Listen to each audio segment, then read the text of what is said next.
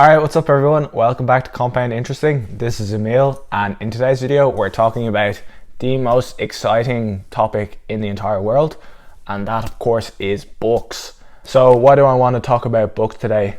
Well, I believe no one's really born a good investor naturally. I think you must acquire this ability, and I think I've acquired this ability, or I've done well as an investor over the last few years, and I think I credit most of the reason not to my own innate skill, but to learning from others, people who are much smarter than me, and learning everything I can, but mostly through the medium of reading and reading books. So today I want to share with you all the books that I believe have really helped me become a good investor. I'm sure there's many more, but the ones mentioned in this video will have really helped me, and I believe they can help you become an excellent investor. And I've talked about this before about how reading is really so important if you want to become a better investor and the best investor that you possibly can be. So before we get going, I just ask that you quickly smash the thumbs up button, because it really means the world to me and helps the small channel get off the ground.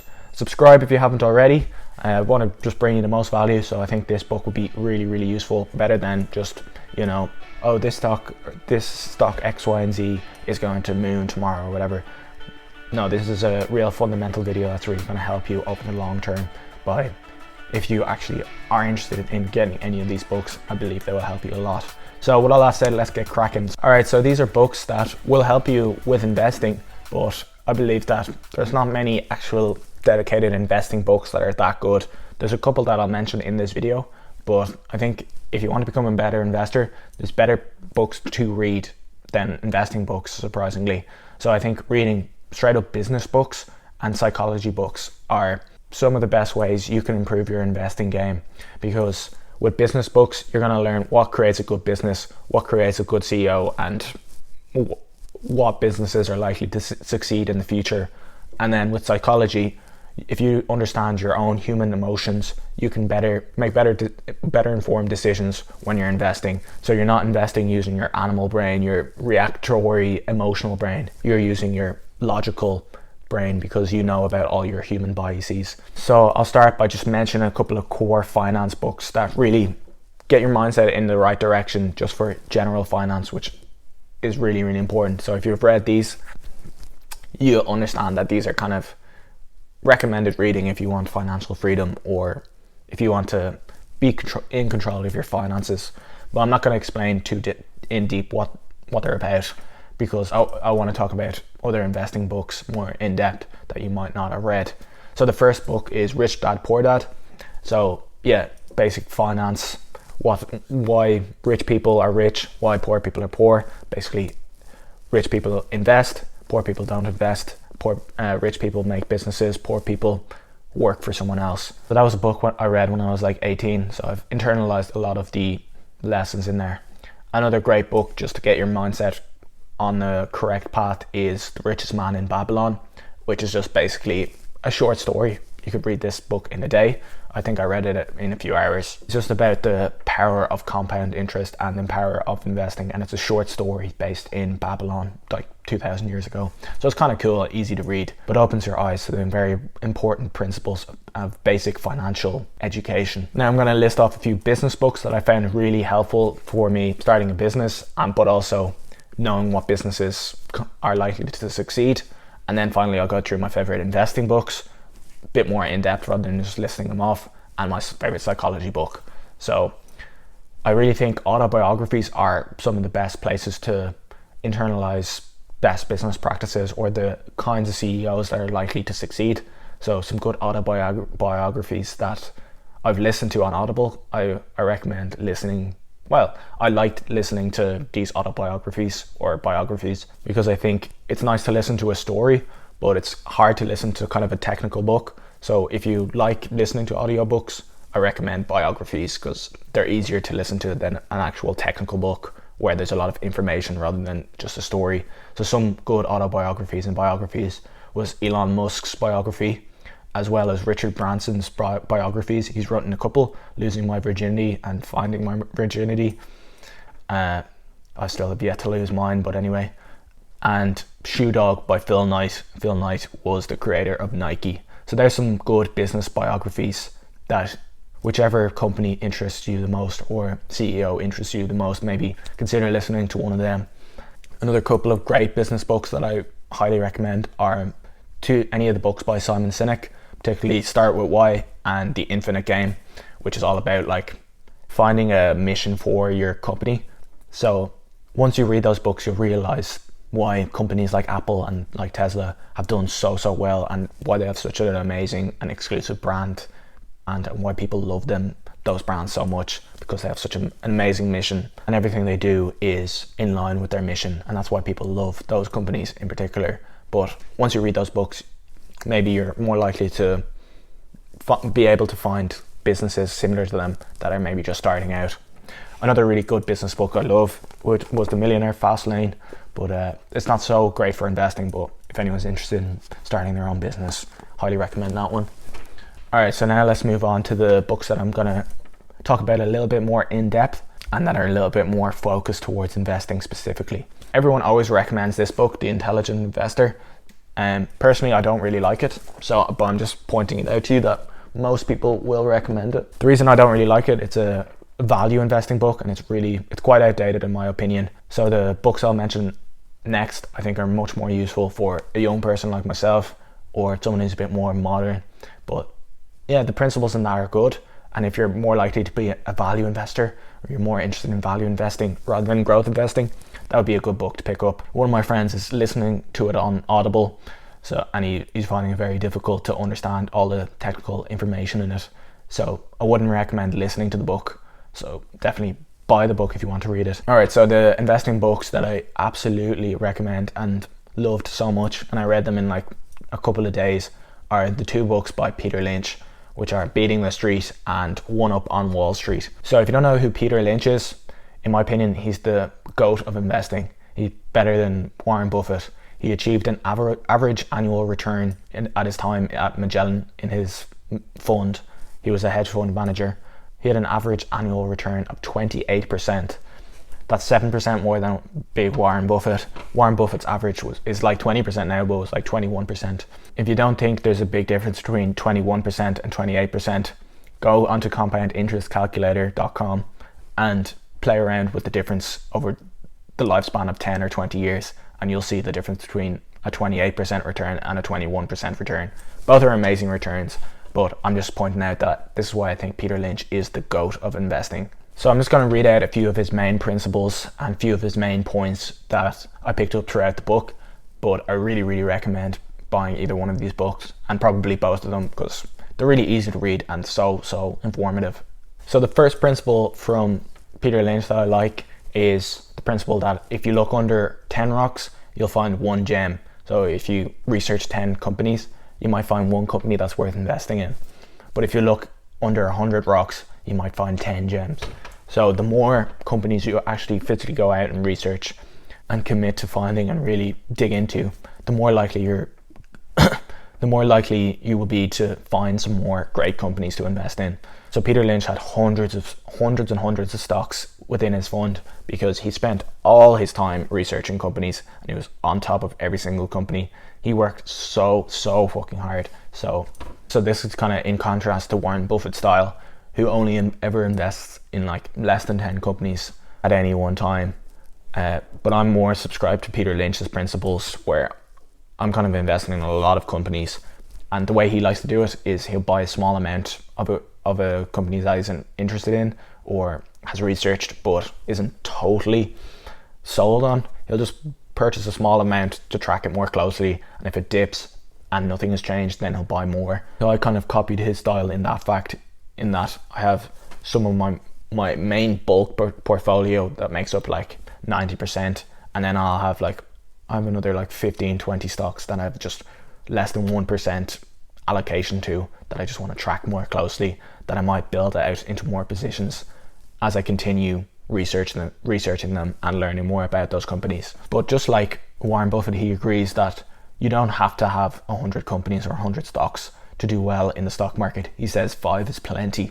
Another great Peter Lynch principle is that just because a stock price has dropped doesn't mean it's good to buy now, or just because a stock is cheap doesn't mean it's a good buy, which is a very common noob mistake, where someone sees that a stock price has just dropped 90% and they just think, okay, it has to go back at least a little bit, or I can at least 2x my money.